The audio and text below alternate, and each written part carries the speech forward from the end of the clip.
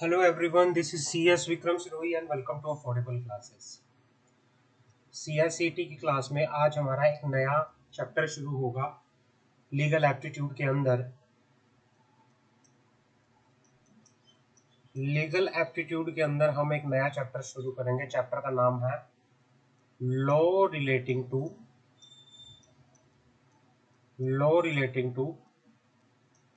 Tote. Law relating to टोट। अब ये टोट क्या होता है? जो ये टोट है ये एक फ्रेंच वर्ड है, फ्रेंच भाषा से आया है। ये फ्रेंच लैंग्वेज से आया है टोट वर्ड, जिसका इंग्लिश में मीनिंग होता है रॉन्ग। इंग्लिश में इसका मीनिंग होता है रॉन्ग। रॉन्ग।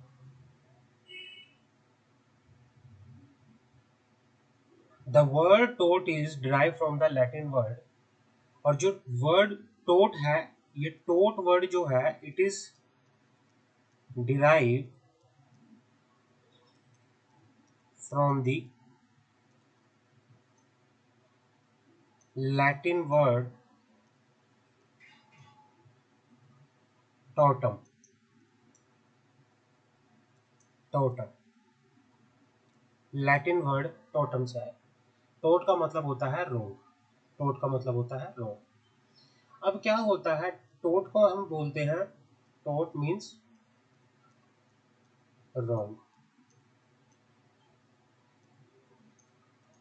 रॉन्ग। बट ये कहता है but every wrong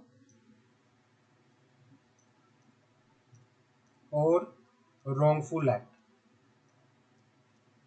every wrong or wrongful act is not a tort।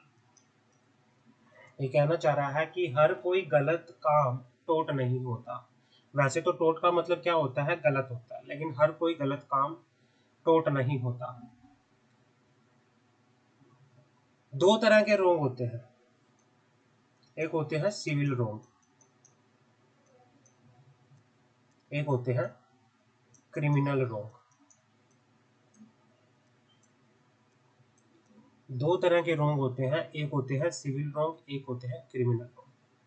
तो जो ये टोट है वो किस तरह का रोंग है, जो वो टोट है ये किस तरह का रोंग है, इसके बारे में बात करते हैं।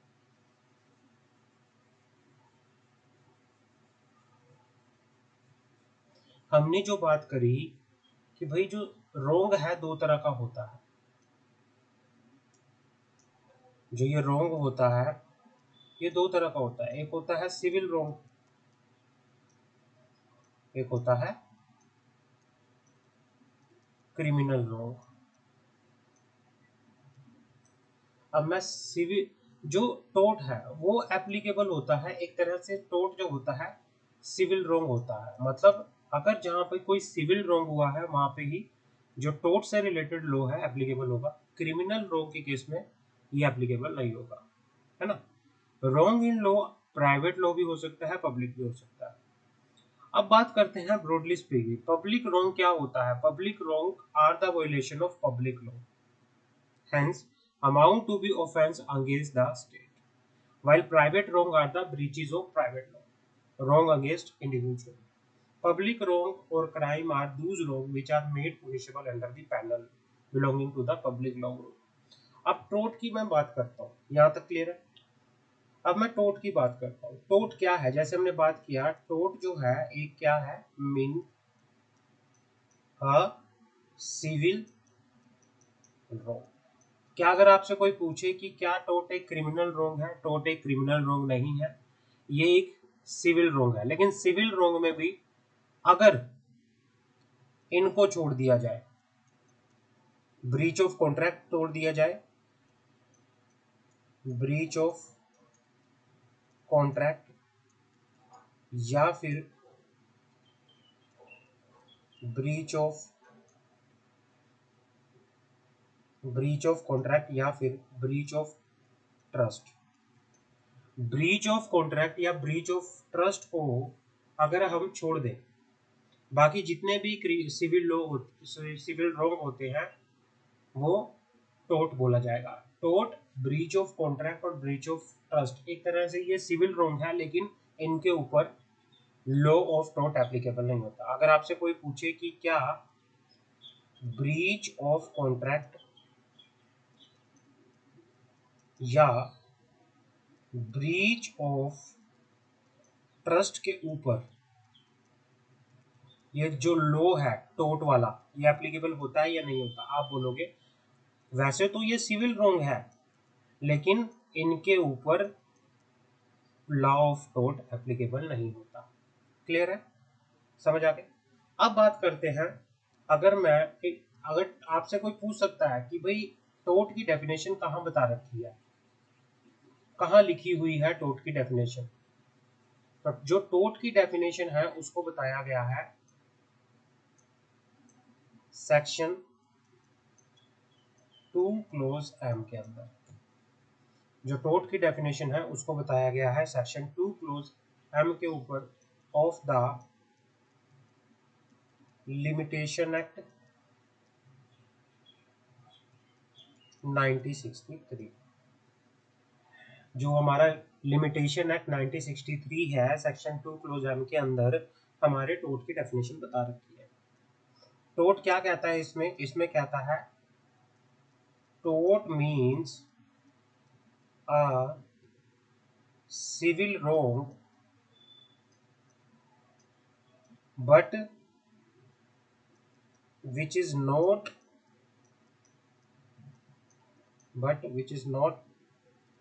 exclusively a breach of contract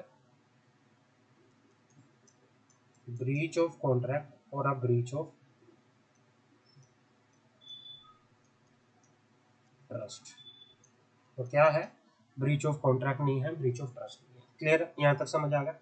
अब इसमें तीन अलग अलग जो लोग हैं, अलग अलग जो एक्सपर्ट हैं, उन्होंने टोट की डेफिनेशन दी है। सबसे पहले डेफिनेशन आती है सॉलमन की। सॉलमन क्या बोलते हैं? सॉलमन ने टोट की डेफिनेशन को लेके क्या बोला है? Solomon define it is a civil wrong for which, Solomon कहते हैं जो टोट है, टोट इज अ सिविल रॉन्ग है for which a remedy for which a remedy is common action is a common law action for unliquidated damage. ये कहना चाह रहा है कि भाई जो सिविल रॉन्ग है, सिविल रॉन्ग क्या है? सिविल रॉन्ग एक तरह से टोट है। टोट is a civil wrong for which जो रेमेडी है वो कॉमन एक्शन है। किसके लिए? फॉर अनलिक्विडेटेड डैमेजेस के लिए। And which is not exclusively the breach of contract. और जो सिविल रॉन्ग हम कहते हैं कि टोट एक सिविल रॉन्ग है, तो उसमें क्या नहीं आएगा? उसके अंदर which is not exclusively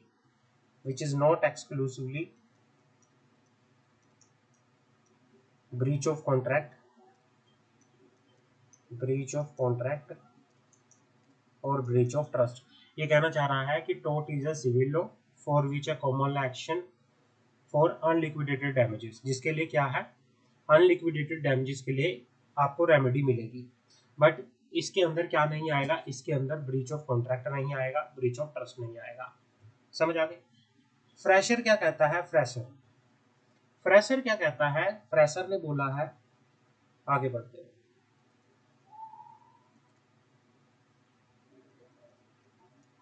fresher क्या कहता है? फ्रेशर ने क्या बोला है? फ्रेशर कहता है कि भाई जो ये टोट है वो क्या है? इट इज एन infringement ये इन्फ्रिंजमेंट है of a right in rem of private in rem of a private individual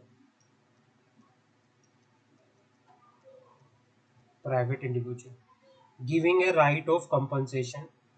मतलब ये जो फ्रेशर कहता है इन्फ्रिंजमेंट ऑफ अ राइट है in rem of a private individual giving a right of compensation, जिसमें क्या होता है किसी का राइट जो है इन्फ्रिंज होता है जिसकी वजह से उस इंडिविजुअल के पास क्या आता है, giving a right of compensation, उसके पास राइट ऑफ कंपनसेशन आता है, compensation at the suit of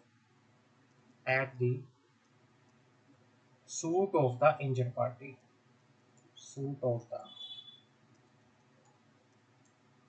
injured party. तो फ्रेशर क्या कहता है, फ्रेशर कहता है इन्फ्रिंजमेंट ऑफ राइट का मतलब होता है कि भाई किसी का infringement of a right in rem of private individual giving a right of compensation at the suit of the injured party. Winfield क्या कहता है, विनफील्ड क्या कहता है, विनफील्ड कहता है टॉर्चियस liability, tortious liability arise from a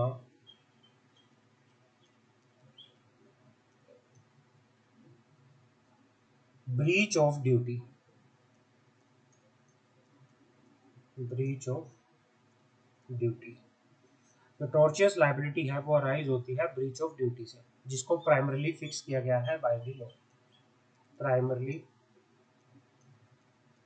fixed by the law. तो टॉर्चियस liability क्या होती है, कोई भी ब्रीच ऑफ ड्यूटी है जिसको लॉ के द्वारा फिक्स किया गया है।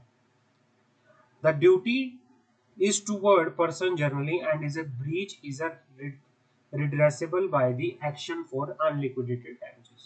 सॉल्वेंट कहते हैं कि जो टोट है वो सिविल रोंग है, फ्रेशर कहते हैं it is a infringement of right, Winfield कहते हैं टॉर्शियस लायबिलिटी जो कि ब्रीच ऑफ ड्यूटी से अराइज होता है, it is a breach of duty fix by the law.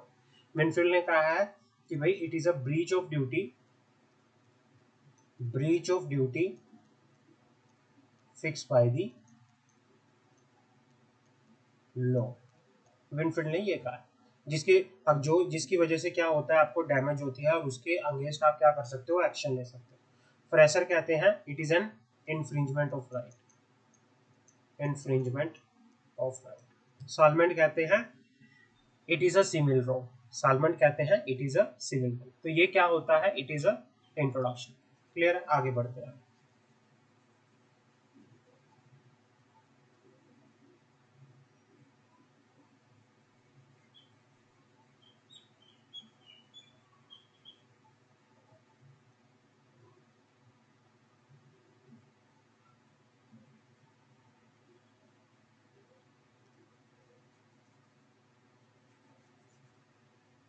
अब आता है general condition of liability of tort.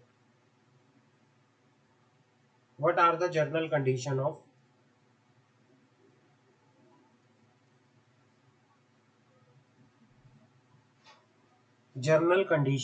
liability for a tort? General condition for liability for the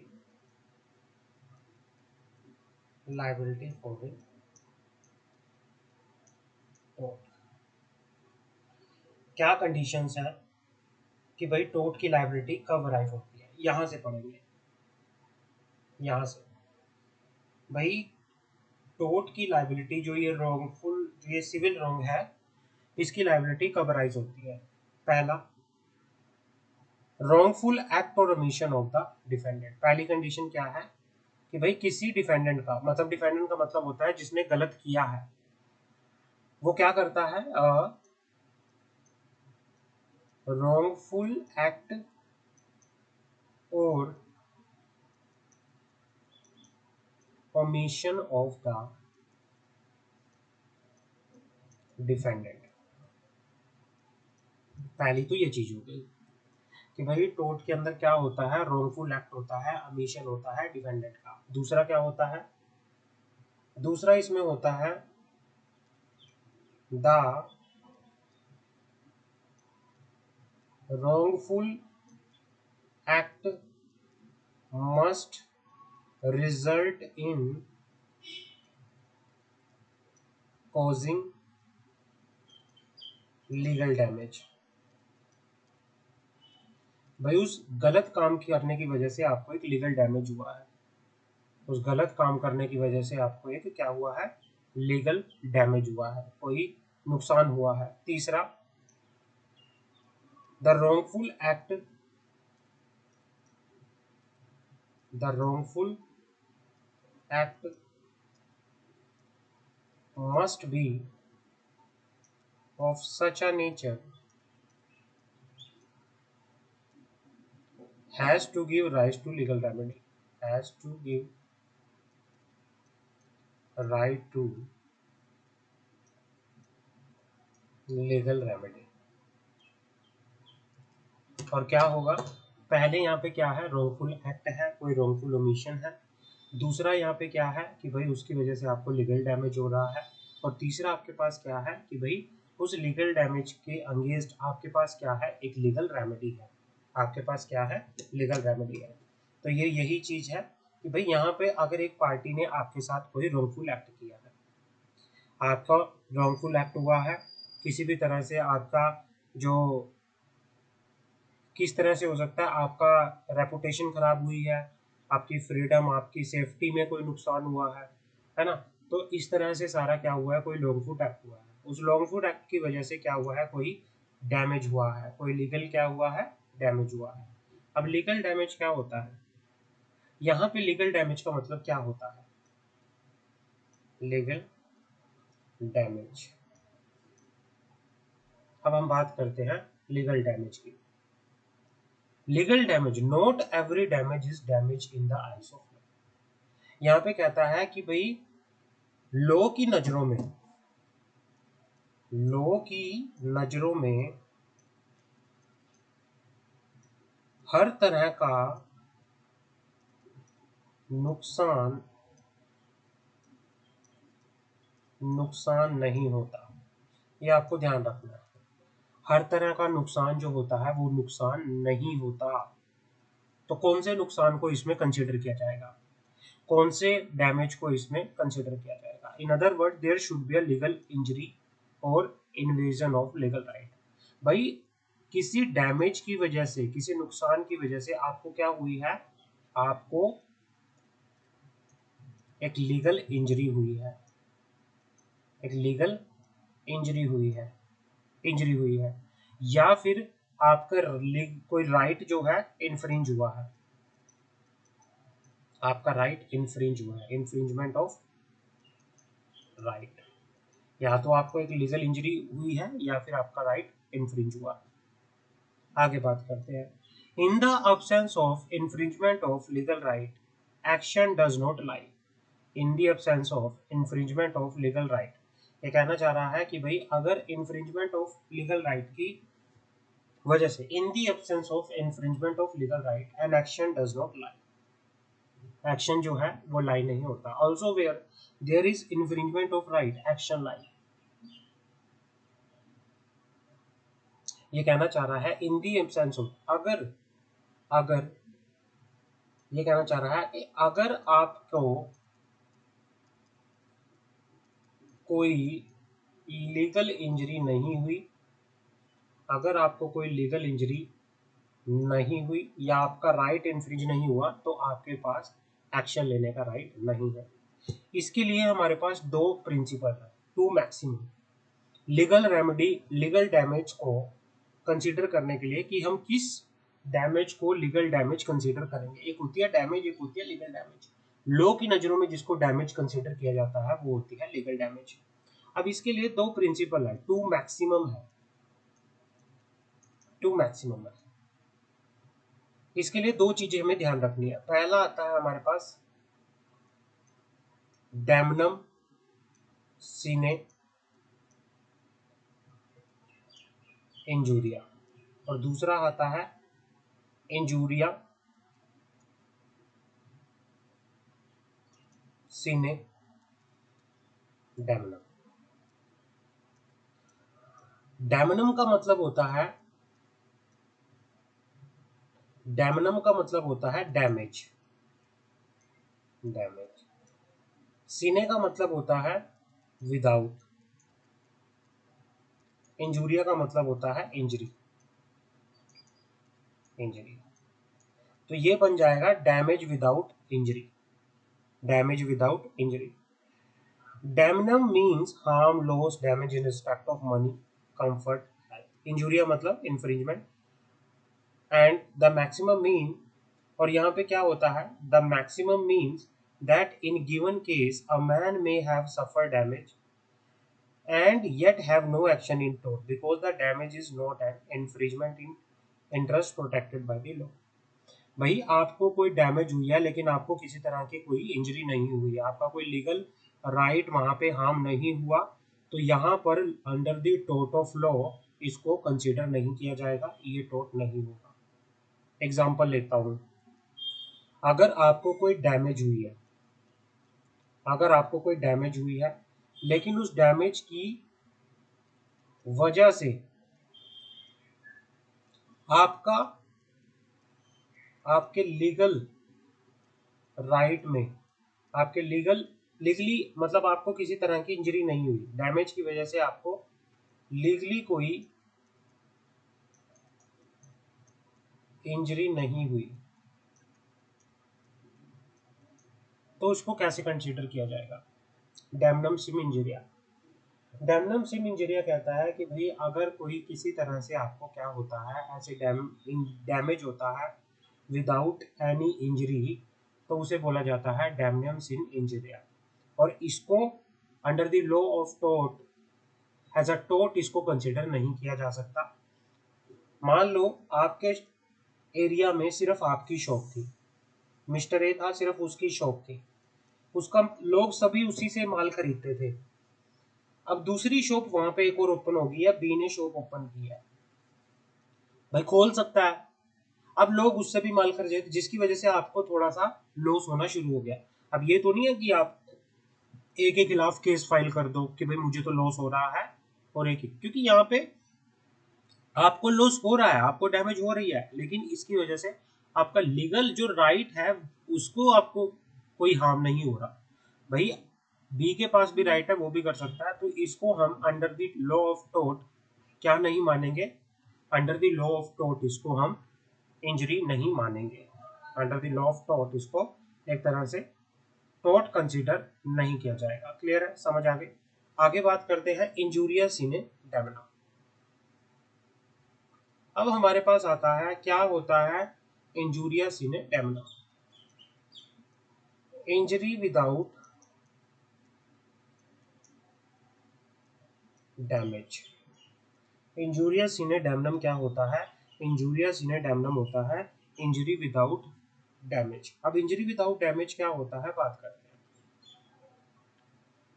injury without damage क्या होता है बात करते हैं। इसका मतलब होता है कि भाई अगर आपको इंजरी हुई है बिना किसी डैमेज के, आपको कोई इंजरी हुई है, आपका कोई राइट जो है लीगल राइट, तो आपके लीगल राइट को हार्म पहुंचा है, आपका राइट इन्फ्रिंज हुआ है, राइट इन्फ्रिंज हुआ है, तो under the law of tort इसको एक तरह से, क्योंकि यहाँ पे आपका भाई लॉ ऑफ टोर्ट ये कहता है कि भाई लॉ ऑफ टोर्ट हम उसी को मानेंगे, टोर्ट हम उसी की कंसिडर करेंगे जहां पर आपका जो लीगल राइट है उसको किसी तरह से इफेक्ट आ रहा है। तो अगर डैमेज हुए बिना ही आपको कोई इंजरी हुई है, आपका राइट में कोई इंजरी हुई है, तो उसको हम under the law of tort as a tort consider करेंगे, इसको टोर्ट माना जाएगा। है ना, उसके पास राइट है शो करने का कि भाई अगर किसी को कोई डैमेज भी नहीं हुआ लेकिन उसका राइट, लीगल राइट को हार्म हुआ है, तो under the law of tort उसको एक तरह से टॉर्ट ही कंसीडर किया जाएगा। उसको under the law of tort एक तरह से टॉर्ट ही कंसीडर किया जाएगा। क्लियर है? अब हमारे पास आता है लीगल रेमेडी। अच्छा, यहाँ पे दो कंक्लूजन लिखते हैं। एक कहता है डैमेज विदाउट इंजरी। क्या डैमेज विदाउट इंजरी को टोट कंसीडर किया जाएगा? इसको टोट कंसीडर नहीं किया जाएगा। अगर इंजरी विदाउट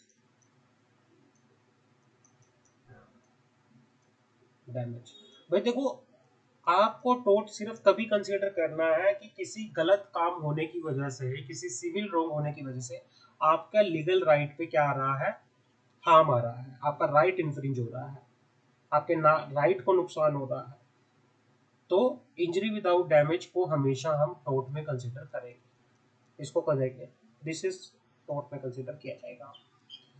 अब आता है लीगल रेमेडी।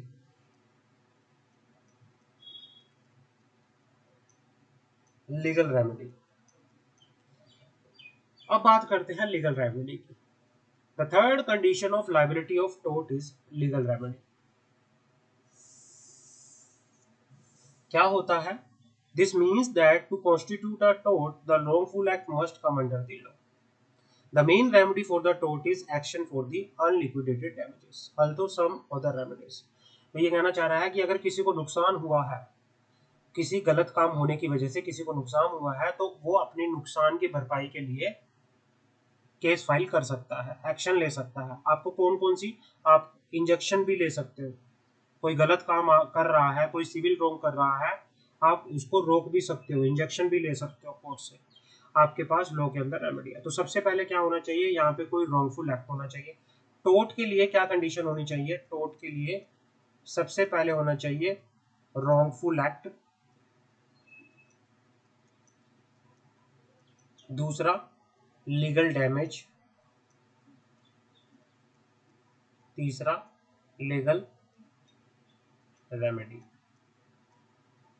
लीगल रेमेडी कि भाई आपके पास अगर कोई टोट हुआ है, कोई रॉन्गफुल एक्ट हुआ है जिसको माना गया है कि ये टोट है अंडर द लॉ ऑफ टोट, तो उस लॉ ऑफ टोट के लिए आपके पास एक्शन, जो भी डैमेजेस हैं उसके लिए आपके पास एक्शन का लेने का राइट है, आपके पास लीगल रेमेडी है। आप इंजेक्शन भी ले सकते हो। इंजेक्शन मतलब अगर कोई गलत कर रहा है, आपके साथ कोई गलत कर रहा है, आप उसको रोकने के लिए कोर्ट से इंजेक्शन भी ले सकते हो। तो ये सारा क्या हो सकता है, this is legal remedy, this is legal remedy. तो ये लीगल रेमेडी होती है एक तरह से। क्लियर है? तो यहां तक आपका क्लियर है? अब आता है मैंसरिया क्या होता है। अब हमारे पास आता है टॉपिक मैंसरिया। क्या मीनिंग होता है मैंसरिया का? मैंसरिया का मतलब होता है गिल्टी माइंड। इसका मतलब होता है गिल्टी माइंड।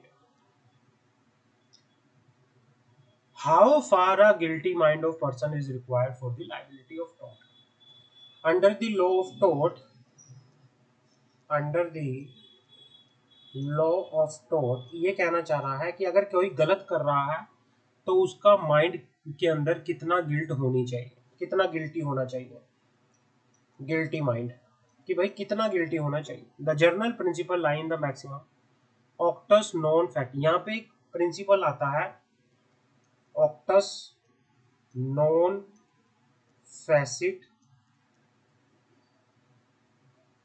रियम मैन सित्रिया।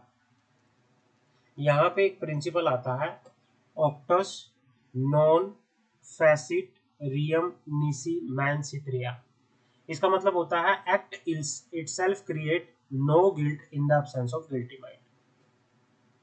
आपने कोई काम किया, आपसे गलती में काम हो गया, आपको काम करने की कोई ऐसी वो, आप देखो कई बार क्या होता है, गलती से भी कोई काम हो जाता है, आपको वो काम करने की कोई मंशा ऐसे थी नहीं, तो भाई अब क्या होता है कि the act itself create no guilt in the absence of guilty mind. It does not mean that the law of टॉट for the law of tort the act must be done with an evil motive, but simply means the mind must occur in the act. The act must be done either with wrongful intention or negligence. However, the case of absolute or strict are exception to this principle. ये कहना चाह रहा है कि भाई law of tort के लिए ये भी देखा जाएगा कि भाई जो आपने ये गलत किया उसमें आपको गलत करने की क्या मंशा थी, आपको माइंड को पता था ना कि ये गलत है, आपने किया। It does not mean that the law of the act must be done with the evil motive, but simply means the mind must concur in the act. ये कहना चाह रहा है कि भाई अगर आपको पता है कि मैंने ये गलत किया है, ये गलत काम था, तो आप लॉ ऑफ टॉर्ट के अंदर क्या होगे, लायबल होगे। किसी काम को करने की अगर आपकी रॉन्गफुल इंटेंशन थी, अगर आपकी नेग्लिजेंस थी, आपने अपनी गलती से किया है, तो आपके ऊपर मेंसरिया जो प्रोविजंस है लॉ ऑफ टॉर्ट में लगेगा, आप लायबल होके यहाँ पर चलोगे। क्लियर है? डिफरेंस क्या होता है टॉर्ट में और क्राइम में? टॉर्ट का मतलब होता है इन्फ्रिंजमेंट ऑफ प्राइवेट और civil right of individual. Objective is to recompensate the plaintiff for the loss suffered by him. Tort के अंदर होता है कि किसी के राइट को नुकसान होना, इन्फ्रिंजमेंट होना, और उस नुकसान की भरपाई के लिए कंपनसेट करना जिसको नुकसान हुआ है। और ब्रीच का मतलब होता है, क्राइम का मतलब होता है किसी पब्लिक राइट को ब्रीच करना जो पूरी एक कम्युनिटी को अफेक्ट करते हैं। Objective is to punish. Breach crime के अंदर क्या होता है, पुनिशमेंट दी जाती है, पुनिशमेंट दी जाती है, इसमें कंपनसेशन दिया जाता है, कंपनसेशन। तो ये चीजें होती हैं, हम इसमें के पढ़ के यहाँ पर चलेंगे। तो आप प्लीज यहाँ तक इसको अच्छे से पढ़ो क्योंकि ये थोड़ा टेक्निकल है, थोड़ा थोड़ा सा पढ़ो इसे। उसके बाद हम कल की क्लास में, नेक्स्ट क्लास में इसको फिनिश कर देंगे। Thank you so much.